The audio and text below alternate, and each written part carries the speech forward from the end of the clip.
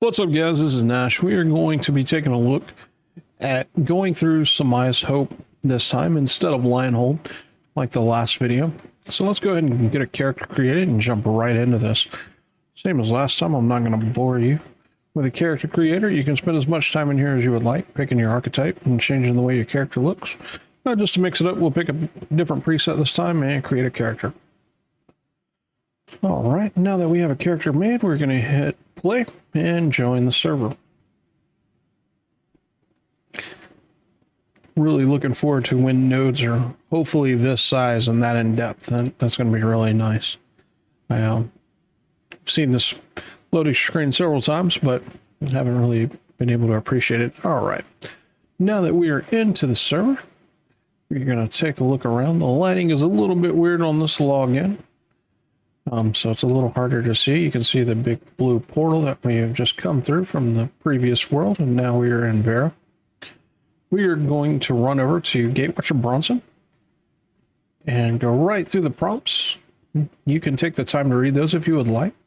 Before we leave this area, it is important to remember to grab your offhands. Spellbook is right here, the shield is here, and the longbow is here. And then if you run directly across, there is going to be a scepter, a sword, a great sword, and then another shield. And there's also a bow on the side as well, just right there you can see, that you can interact with. It is important to grab these before you leave because you can't get them anywhere else in the world if you don't grab them here. And it is a actual damage increase if you have those slotted. So let's go ahead and hit I, bring up our menu. We're going to slot the spell book, and then you can also slot a melee weapon, like a scepter, for example. So now that we have those slotted, we're going to run through the goblin area. I do not stick around and try and fight for these mobs. It is not great experience. It's easier to just go ahead and get through them and get down to Samia's Hope so we can get away from Lionhold as fast as possible. So we're going to keep on running down this hill.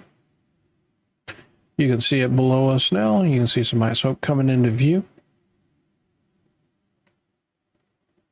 Oh, the infamous bald bug has showed up. We had hair when we logged in. We no longer do. Hopefully they get that fixed. There is a point right here where you can jump off and try and jump over the fence. I've had mixed results with it. Sometimes I am able to do it, and other times I die in vain. As soon as I jump, it's just death. So you can roll the dice on that or not. I don't know why there's fall damage in this one spot of the game, and it seems like I can jump with impunity anywhere else in the game. But if you jump from that ledge onto that wooden fence, you will die. Here is Trades Manager that we need to talk to.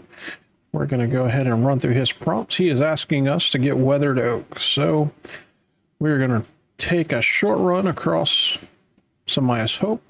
You can see in front of us the trees. That's the ones that we're needing to go collect. You may have noticed a tree off to the left, but that is just a regular larch tree. I believe that is not a weathered oak tree. So we can cut this down as soon as we get to it. And you notice it says weathered oak here. As long as it says that and you cut it down, it will work for this part of the quest. But this tree back here and the tree over here, for example, will not work for this quest. And we're almost back to the workbench. You can see the trade manager right here that we just left from, and then the wood workbench is going to be right here. It's a little dark in game. It's looking like it's about to switch to nighttime, or already has. We're going to go ahead and start this job. So it used the weathered oak and is going to turn that into a weathered oak timber. This process takes about 15 seconds. Normal processing in the world takes about a minute. Once it's done, it is going to prompt you to hit claim. If you do not hit claim, the item will stay there. If you were to close out of this menu and go do something else and come back, it'll still be there. So you don't have to worry about losing it. Now that we've done that, we're going to run over to the trades manager and let him know that we have made the timber. He is then going to give us some zinc to make our first mining pickaxe, which is going to be at this workbench right here. The corroded zinc fragments is what he gave us. We're going to go ahead and craft that. It only takes a couple seconds to do this part of it. Any tools that you craft in the game automatically get sent to your artisan tab in your character menu. You can find that by hitting H. And then your adventurer tab is where all your gear is equipped. And then your artisan tab is where your tools are equipped. You can see here we have the lumberjack pickaxe, or the lumberjack axe, and then you have the mining pickaxe right here at the bottom. You of course use these tools to gather materials and make better tools as you progress through the game.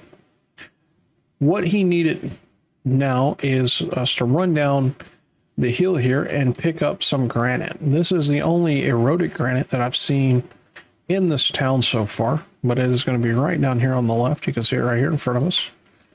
If you mouse over that, or once you get close enough, it'll say eroded granite. So we're going to go ahead and mine that, and then we'll take off back up the hill and going back towards the workbenches. We need to go to the stone cutting bench to make the item that he's asking for. I believe it's called an ashlar block.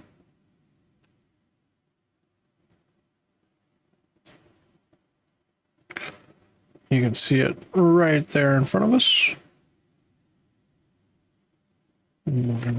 Hit F to bring up that menu and the eroded granite. Yeah, it's called a shoddy granite ashlar block. We're going to start that job. Again, it is 15 seconds, so we just need to wait for that to tick down. And then we're going to hit claim.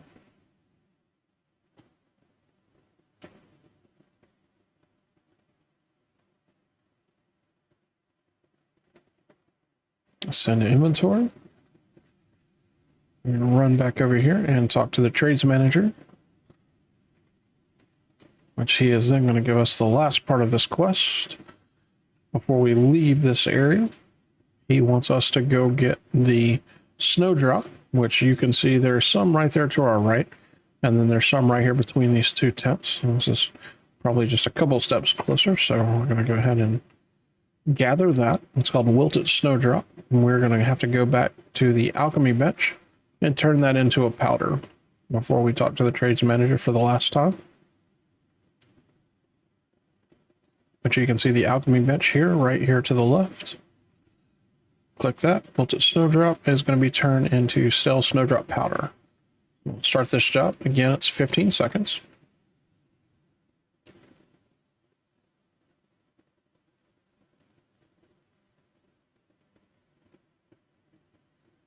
And as soon as that's done, we're going to hit claim and send to inventory.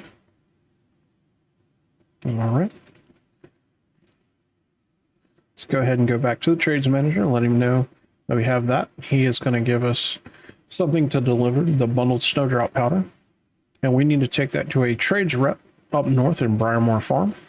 So we also need to talk to the stable manager before we leave, because for our efforts, we have been gifted a horse. The horse is now in our inventory. You can click and drag that down to your hotbar and place it there for quick and easy access. I'm going to go ahead and call the horse out. Once you mount up, this right here, this dash button, is something that annoys me. I don't like the location of it. So if you want to drag that, you can actually drag it into this hotbar up here, or you can drag it down to the normal toolbar to get it out of the middle of the screen. I tend to put it there so I can bind it to my mouse, and so I don't have to click on it the way I am in here. Pardon me. All right, so then we're going to head out of the gate straight north.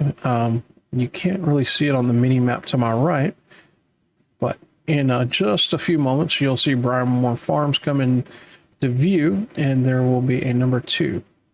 Now, this is something that can happen when you're coming through this area. You can see higher level mobs like that one. And this event could also be going on at the same time, and you could aggro a deep orange or even a red mob. And if you do that, they are very dangerous. They will kill you very easily. So it is important to hold off on using that sprint just in case you aggro something. And this will help you get away from them a little quicker. You're still very, very squishy at a level 1. So you want to try and avoid everything that you can. So even these Grims right here can be quite devastating if they aggro you at close enough range. So you're going to steer clear of them and keep on riding straight north into Briarmore Farm.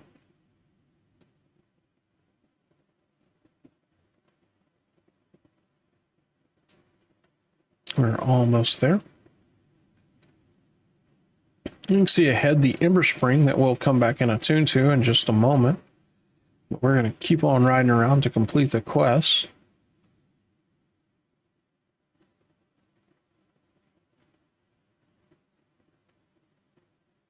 Almost there.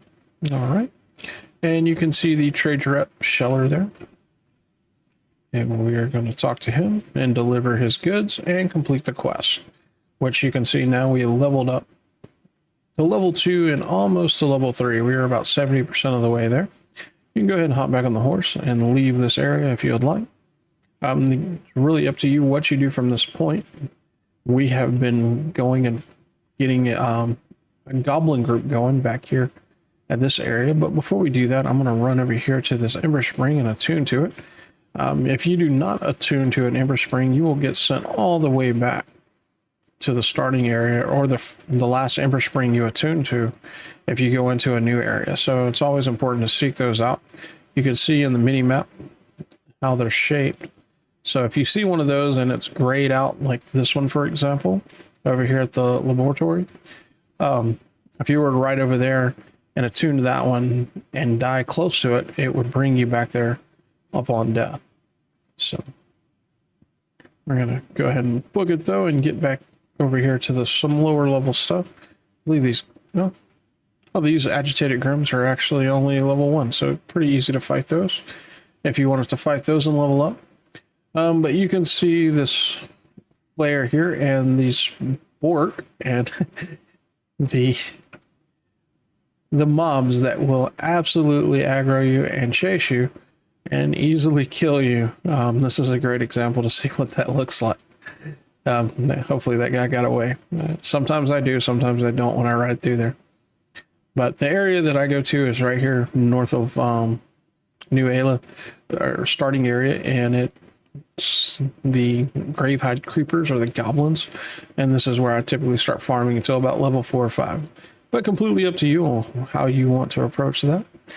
I'm going to stop right here and say thank you for watching the video. I hope it was helpful to you. Coming to the encampment here of Samia's Hope or Samia's Hope. And, well, we're going to start over.